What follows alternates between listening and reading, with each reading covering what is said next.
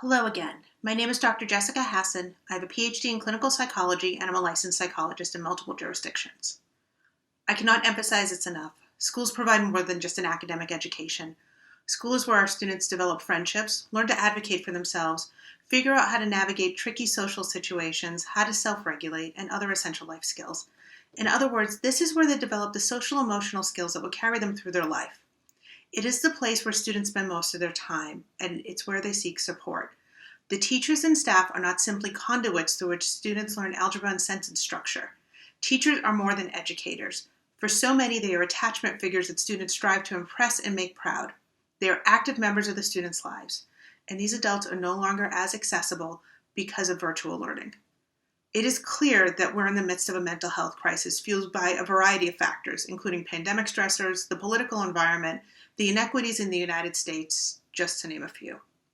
Compounding this is a lack of easily accessible mental health services. Many students typically receive mental health services through the school system, through school counselors, school psychologists, and the support of staff and teachers. Remote schooling has essentially eliminated this source of support for many students, as teachers and staff are no longer easily accessible. Even when school counselors can meet with students virtually, the student may not be in a confidential space where they feel they can share their experiences. Imagine trying to meet with your therapist while your parents are in the next room or your little brother is screaming in the background. This is a reality for many students. At this point, we do have some preliminary data on the mental health impact of 2020 on our students. For instance, in places like Las Vegas, they've noticed an increase in the suicide rate of their students, actually prompting them to reopen schools to provide an additional layer of support for students. A Texas hospital saw a, quote, alarming increase in juvenile suicide patients, over double the rate they saw only 5 years ago. There's been a 30% increase in emergency room visits for mental health concerns for tweens and teens between 2019 and 2020.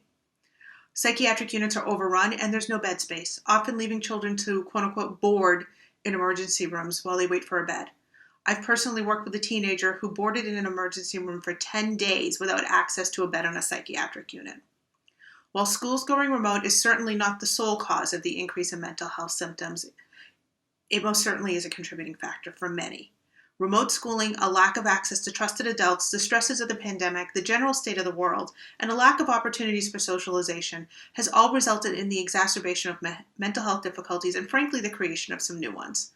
We need to acknowledge the role that virtual schooling has played in the exacerbation of mental health symptoms for many of our students. But unlike the pandemic, this is something we have direct control over. We can give the students access to those other trusted adults in their lives, the teachers, physical therapists, occupational therapists, school counselors, principals, and all the other staff that make the schools the warm, wonderful environment that parents trust their children to day after day. It's time to do the next right thing. And the next right thing is to bring our students back into the classroom and reignite their relationships with teachers and support staff. Give them access to these trusted adults that serve as protective factors against suicide and other significant mental health impacts. Put the plan in action and get them in before Governor Hogan's deadline of March 1st.